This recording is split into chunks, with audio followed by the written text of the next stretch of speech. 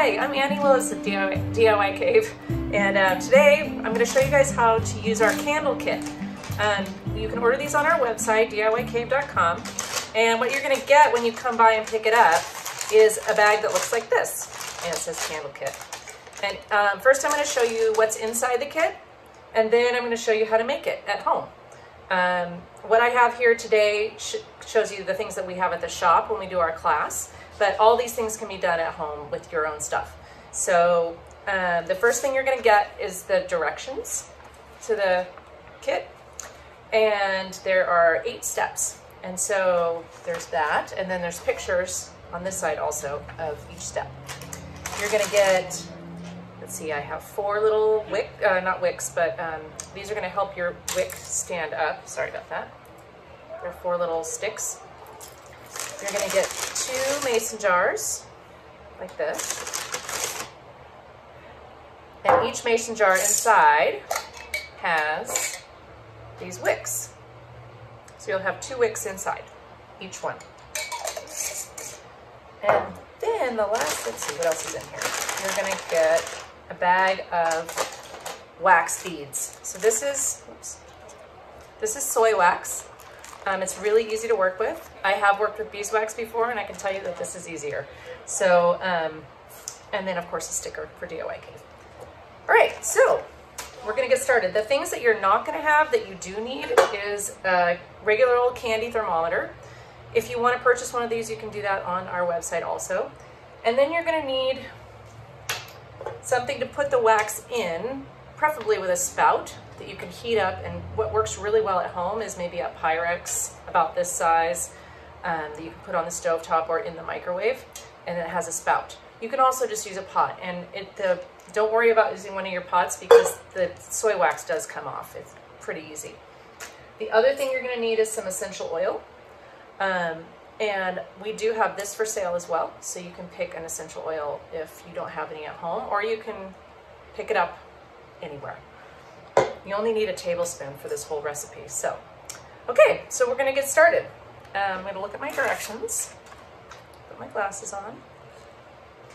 So, it says step 1, we put the pre-weighed wax in a stovetop safe container, preferably one with a spout for easy pouring. Okay, so there's my container, and here's my wax. And I'm just going to pour that in there. This is all preheated, so. I will say that I have done this once. I did it with Dave, our teacher, Dave Danik at DIYCave, in a class. It was really fun to do with a bunch of people, but I'm super excited to do it again now that I sort of know how to do it. But trust me, you'll be able to do this by yourself. It's not hard. Then you're going to take your candy thermometer and you're going to put it in to the wax, so you can see the temperature, because you need this wax to heat up to approximately 150 degrees. And that's what we have to do. So at this point, we're just gonna let that warm up a little bit. And I do need something to stir it with. Maybe I'll just stir it with this. So as it starts to heat, hopefully I have this up high enough. Maybe I'll turn it up just a little bit. As it starts to heat, you're going to get your jars ready. So you have a total of 4 wicks right here. Move everything over a little bit. And then your jars. And what I recall is this starts to melt. It's not melting yet. You're supposed to sort of stir it as it melts to make sure that it doesn't get clumpy. Because I'm getting a little clump in there. And it's real easy, just break it up. And then, it would be cool to have something to stir that with, but I'm gonna make do since I don't have anything with me. See how it's still in beads? So over a little bit of time, that's gonna warm up.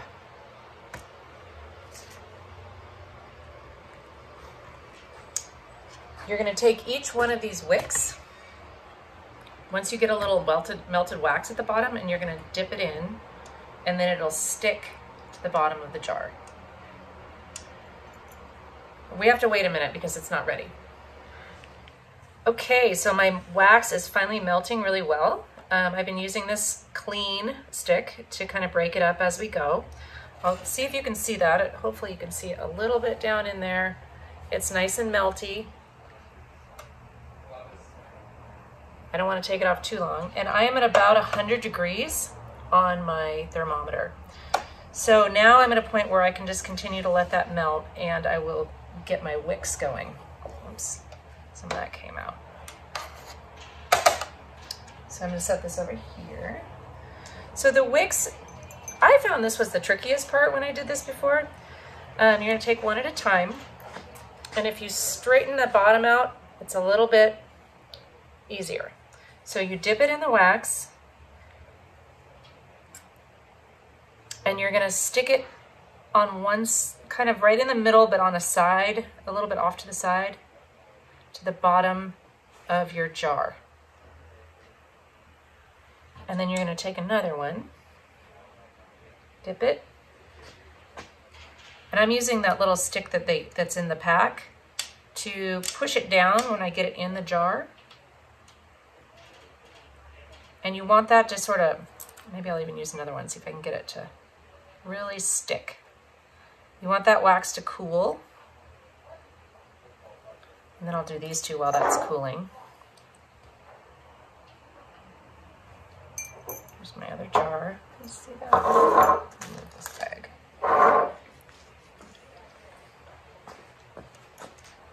Nice stick. And if you want your wicks to be closer together, you can put them closer. If you want them a little bit spread out, go ahead and put them further apart. But each candle will have 2 wicks, which makes it really pretty when it burns. So,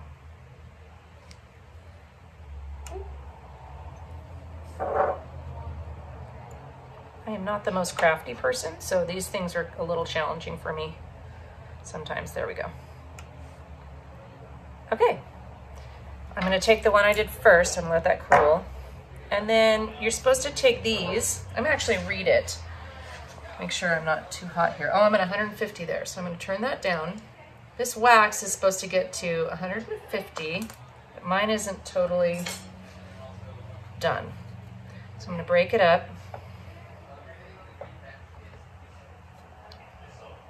So that the rest of those little beads melt. Okay, I'm gonna let that.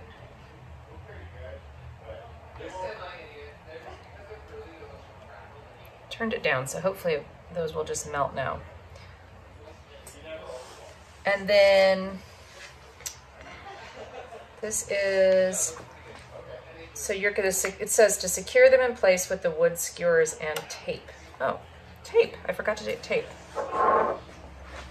My assistant is gonna go get me tape. I'm not sure I used tape last time. I think what I did was I just wrapped them, but he's gonna go get me some tape just in case.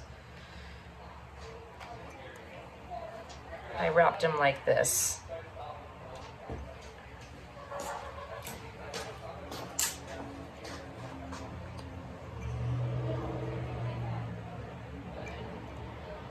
And once I get them tight like that, then I'll secure them.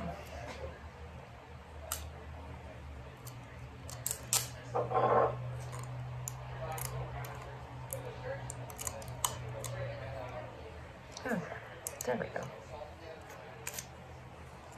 And that's so when you pour the wax in, they don't flop around. They stay in place. Otherwise your wicks might kind of go, you know. Ooh, it's almost melted all the way. That's exciting.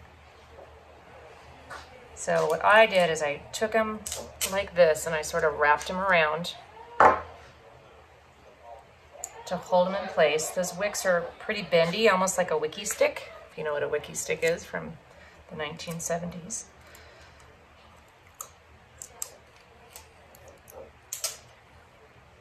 And then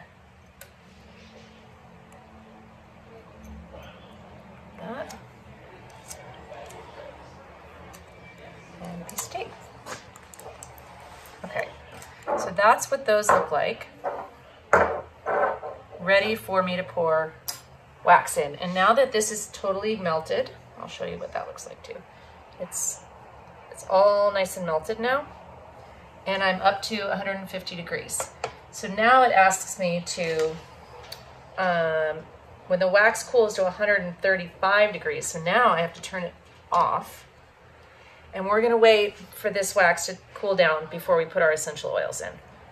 Okay, we're back. And my wax has finally cooled off to 135 degrees or less. And the next thing we're gonna do is put the essential oil in. Now you do not have to use essential oil to make these candles.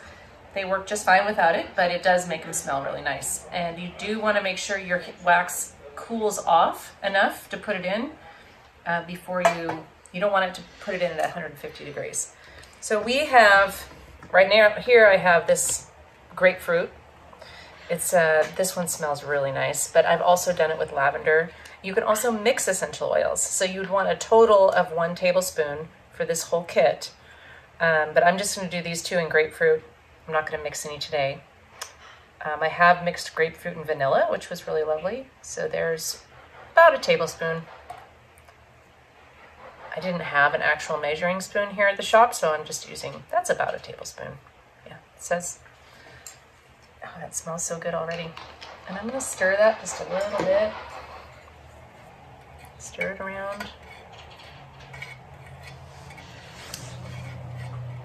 Get it all mixed in.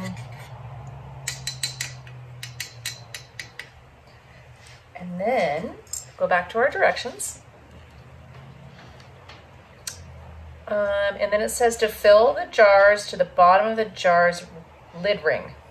And there's a figure here. It's figure, let me say figure F, figure E. Sorry about that. Anyway, it shows you on the pictures how filled up they should look. So here we go. I think we could probably take this out, get it out of the way. And this essential oil also gives it just a little bit of an orange hue, which is really pretty. It's really great for spring and summer, Mother's Day maybe. It's a fun project to do with your kids, because who doesn't love a candle? Or we did these last year also, and we gave them away as Christmas gifts. Got a little bit more in each one.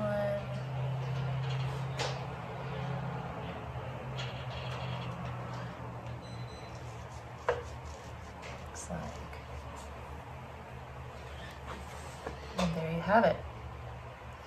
So, that's it.